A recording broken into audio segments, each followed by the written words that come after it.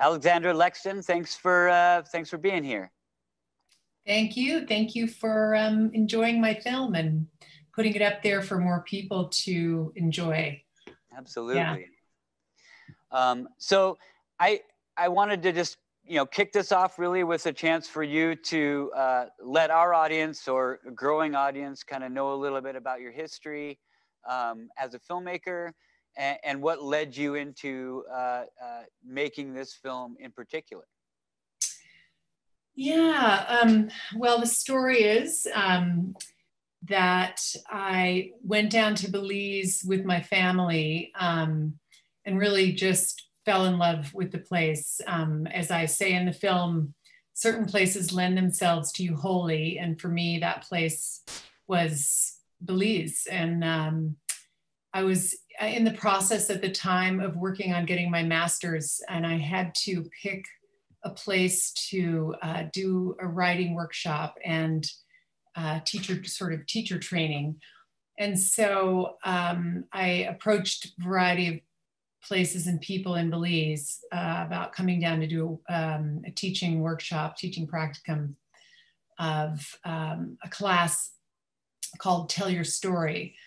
And I met with the publisher as well down there, and we were going to get some stories from, some of these students that I ended up teaching.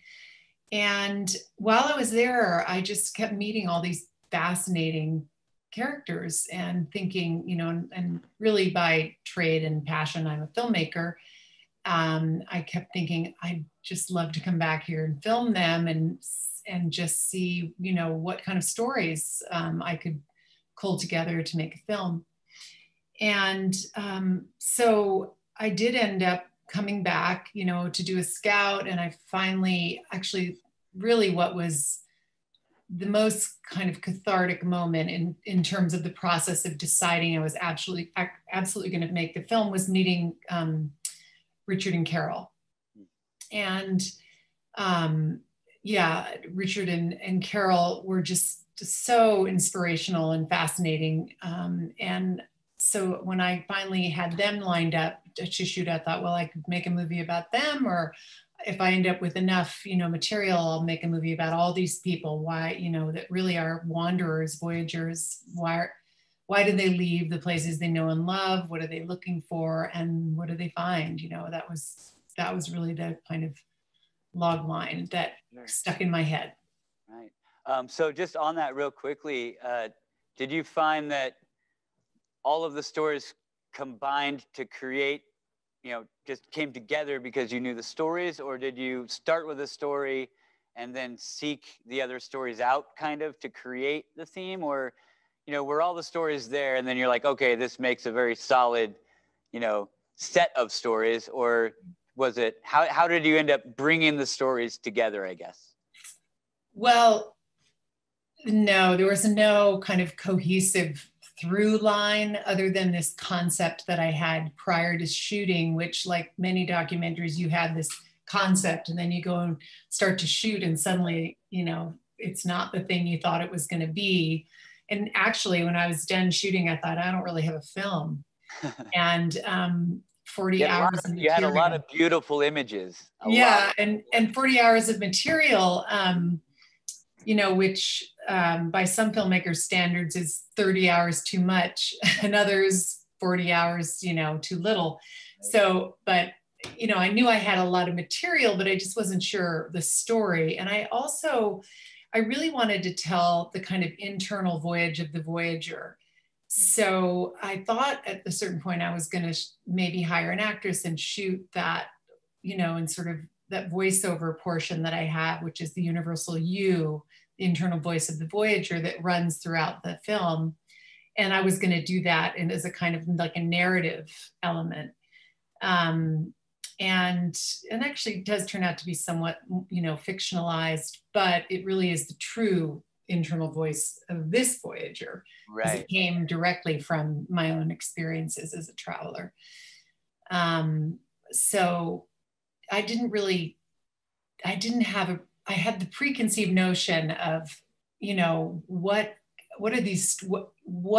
can these people tell me about these journeys they've taken and where they've landed.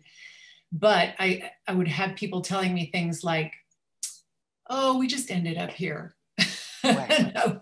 And I would just kind of be thinking, uh-oh, you know. Can you elaborate on that? Yeah, like, and it really was, it was the editors that made this film, you know, at the end of the day. They really kind of, aside from this interweaving of the narrator's voice, they were the ones who you know, pulled it together, as editors often do. Absolutely. So, Yeah, Linda Peckham especially. Yeah.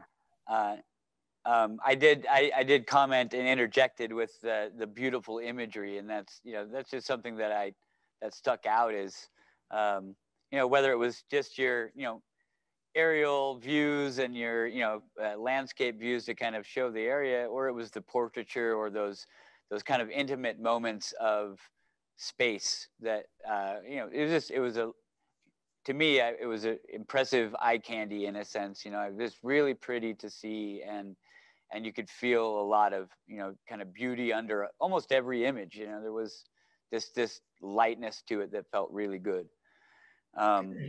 Yeah, I mean, you kind of can't go wrong. It's a no-brainer. You get down to Belize, and Yep. you know, well, I mean, there is definitely, you know, it's got third world aspects to it that, you know, Sure. it's just life. And yeah, know, but even in those gritty images, there's beauty there in the way that was presented. I really appreciated that. So. Oh, good. There are some folks online, so again, throw some questions in there if you have something specific to either the film or to Alexandra herself, and we'll come to that. But let's real quickly talk about what you're doing now, because we know that there's this weird time lapse that happens for filmmakers that, you know, by the time they're actually representing their films for us, they're already thinking and working on new things. So what's going on with you? I always appreciate that question. And I remember when I was finished with The Lure of This Land and people were asking questions about it, and I was thinking, I kind of was done talking about that, you know, but I actually like revisiting it now. So I, on my website, lexproductions.net, there's this list of the films I'm developing. It's hard to know how things will pan out and, you know, when these things will happen. But I was very much on the path to a documentary I'm making called Fool's Paradise Lost, which will explore the stories of how people heal themselves in the natural world and the symbiotic necessity to heal what's left of our natural world. And that's one project that I feel very passionate about. And then my kind of lifelong passion project is a narrative feature called Flower Child. And you can find that on flowerchildthefilm.com. And that is semi-autobiographical, but it's a narrative feature. It shoots half in Northern Portugal and half in Northern California. And yeah, I mean, I feel a little bit despondent at this point just because it's hard to know how to make these things happen in the current climate. So I bought an apple farm in Sebastopol, California, and I'm developing workshops for filmmakers and writers. It's going to be a little mini retreat center for filmmakers and writers here in Northern California. Well, that sounds really pretty amazing. So congratulations on that. And staying busy. Yeah, we're all being creative to stay sane and keep pushing the projects we love. Yeah. So we did get a quick question in here, so let's field it. So what inspired you to become a documentary filmmaker? What led you into, you know, the medium in general? Well, I didn't really ever aspire to be a documentary filmmaker. These stories really just kind of came to me. I was more of a narrative feature filmmaker. But one of the main reasons I made this film, aside from the compelling stories and people and the place, which is a character in the movie for sure, is that I could. You know, my cousin, who was a videographer, Juliet Sutherland, she said, I want to do it with you. And I knew she could do it and do the sound. And So with the two of us went down, and in 10 days we made a film. I mean, not really, we shot the film. That's like Right. an eighth of making a film, but it is a big part of it. No, it's a quarter. Let's say it's a quarter. So that's why. Sorry. So it was because I could, you know, I could do it for a minimal amount of money. People were accessible, and I had a partner to participate, which was super. Teams will get you through everything. It's all about the team. So Matt asks, so what about Belize as a place do you think attracted the people that you featured? What about that space was it? Well, you have to see the movie because almost all of them say that. They, like I, you know, found that place just lent itself to them and became kind of a part of their life fiber. Some of the people that stayed there for as long as they did and are still there. And, you know, some of them also, the couple of the Brits were very drawn to it because it reminded them of Africa, and they'd spent time in Africa, and it had this wild kind of untamable element to it and elements. And so I think that's probably what really drew them to it initially. I mean, it's changed, of course, since some of them have been down there for decades now.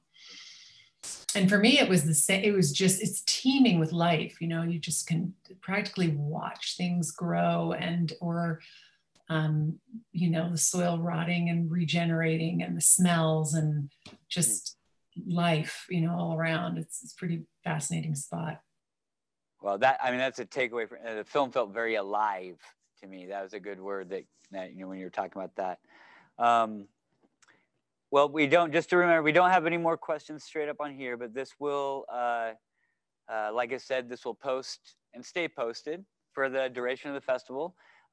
If you're watching at home, you can still add your questions to the chat, and we'll circle back with those things. Alexandra can see that through the platform too, and we'll make sure she can check back in on that if she wants to facilitate any more of that. But Alexandra, I want to thank you for jumping in with us, for being a part of this mad experiment. And I do look forward to you being able to connect more with filmmakers tomorrow on your own terms. And, you know, I hope you enjoy some of the programming and get to engage with maybe some live music tonight, kick back, have a glass of wine, and watch some local musicians stream from this weird stage. So we appreciate you. Oh, we did have one more question pop in, so let's do that real quick. Okay. So overall, how long were you in Belize shooting this? You said 10 days for the actual shoot? Yeah, I had 10 days for the actual shoot, but I had been there 4 or 5 other times prior. And the whole time I was there, I was just shooting pictures and occasionally video. And then when I went down to scout, I was shooting with a test camera, thinking I wasn't going to use that footage, or, you know, I wasn't even 100% sure I was going to make the film at that point. And I ended up using everything I shot, my stills, all the test footage. It's in the movie. So, yeah, I mean, it took 10 days, but it really took, you know, years. Sure. So just for me real quick, because we have just a minute, have you been back recently? Is there, you know, any follow-up on your end or a takeaway from that? Or are you moving on now to, you know?